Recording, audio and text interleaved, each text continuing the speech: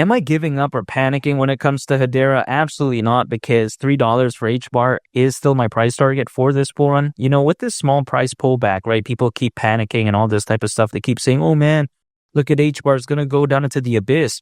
Well, here's the thing. HBAR, first of all, has been doing very well as of late. Yeah, sure, there's a pullback, but I've been saying this throughout this whole time, that the journey to the top isn't going to be smooth sailing. There's going to be multiple pullbacks along the way, but it's only expected. Take a look at the journey for Bitcoin. Was it like a straight shot all the way up to like $100,000? Like, no. It's not like it randomly went from the price of $1 all the way to like 100 grand without any pullbacks. Multiple bear markets along the way, multiple pullbacks. A lot of people, they panic sold. Some diamond held though, right? Some was, diamond handing throughout that. But, a lot of people, they panic sold. When it comes to HBAR, as of right now, we're seeing some people panic sell, but I'm not, because I've been believing in HBAR ever since the beginning of 2023. So I'm not going to give up when it comes to Hedera, because I do believe that this could be such a huge narrative during this bull run, because AI is a big narrative. We all know that. We take a look at meme coins. We take a look at many layer one blockchains out there, but we don't really see, something like Hedera really gaining that recognition yet, even though it's done very well. I believe that it hasn't gained that mainstream recognition, much like a Solana or like an Ethereum, but it could very well do that because, Hedera Hashgraph, it's a DAG, a directed acyclic graph. This is very unique. It's very different. It doesn't utilize traditional blockchain technology. So this is like a new twist. It's like a new take when it comes to, this whole space, right? Now, why is this so amazing? Because people, they usually latch onto something that's cool, something that's interesting, because take a look at this, right?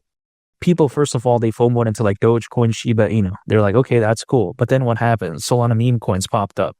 You take a look at even quote unquote different meme coins that aren't like dog theme, much like, Pepe, also, again, these Solana based meme coins, much like a book of meme.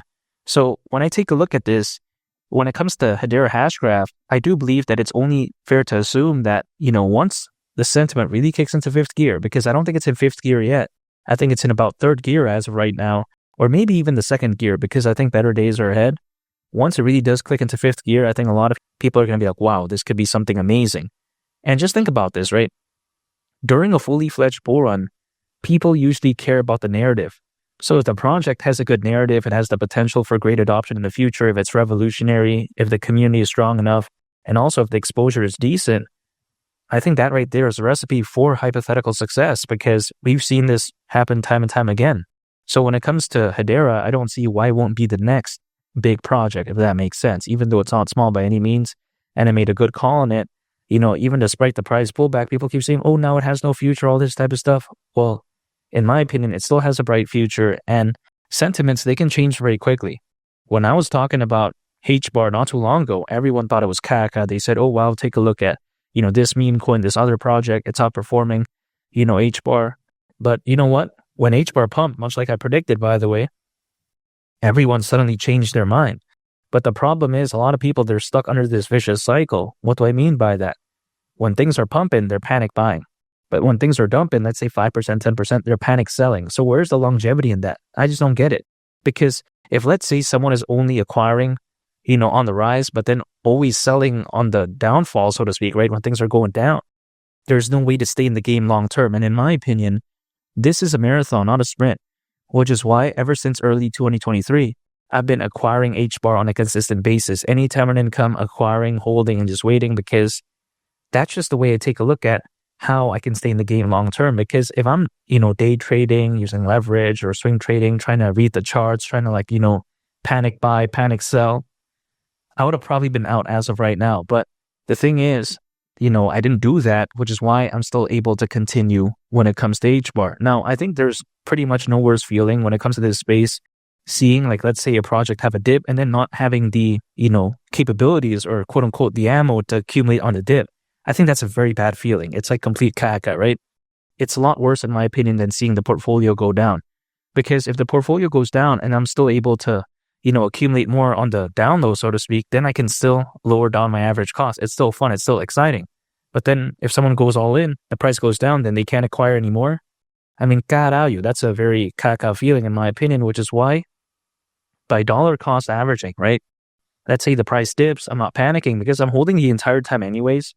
So it's not really a loss until I sell, hypothetically. It's an unrealized loss. That's the way to take a look at it. So then I'm still able to accumulate on the low, lower down my average cost. But let's say the price pumps, I didn't miss out on it because I was holding the entire time. Other people out there that are day trading, using leverage, sometimes they miss, the pump, right? Because they made a wrong prediction. Then what happens?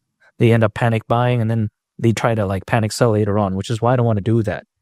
When it comes to Hedera as well, many people out there sometimes underestimate, the backing that it has because its governing council has over 35 members, which includes the likes of Google, Boeing, Dell Technologies, IBM. This is a project, in my opinion, that's very rock solid. Now, again, the recognition hasn't been like mainstream yet, but I think it's going to get there eventually. I think 2024 is a small taste of what's to come in 2025. Imagine once Bitcoin goes to the price of under 50,000, maybe 200,000, and maybe even beyond again. HBAR, the price of $3 at that point, wouldn't be shocking at all. And I think we'll forget all about this small price pullback and also the Kaka price, action that was going on back then. People are going to forget about that. During a fully fledged bull run, people tend to forget about the past. And $3, considering current circulating supply, HBAR would have a market cap of around $115 billion. BNB reached over 100 billion. Ethereum reached over 550 billion. I don't think this is too much to ask for, especially for something this amazing. It's just a waiting game, and I'm willing to stay patient. Again, $3 wouldn't shock me whatsoever. I've seen, this type of stuff happen time and time again. For instance, this is verifiable fact, and you can actually check out my earlier videos. I made a video on Floki, right? It's actually one of my first videos ever. I'm very bullish on that. But actually, what happened was when I started acquiring Floki, I was like, wow, it's going to continue to go up. But what happened? The price dropped over 90%.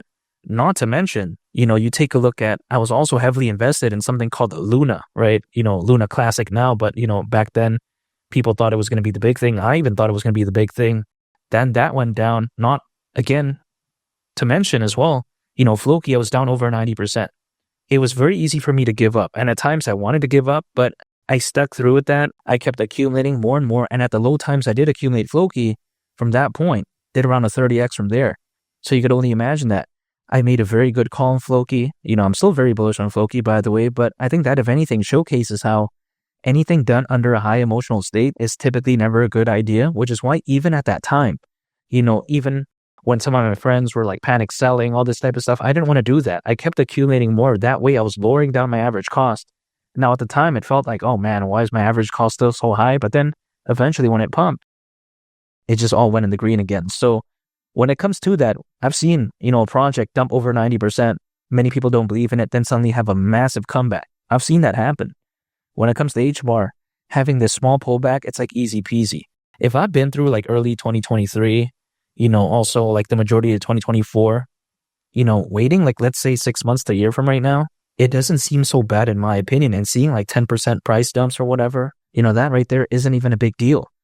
When it comes to HBAR, I'm not saying it's a meme coin. I'm not saying that. But again, I've seen things dump and have a good recovery. So when it comes to HBAR, this slight pullback, I think better days are ahead, and $3 wouldn't surprise me whatsoever during this bull run.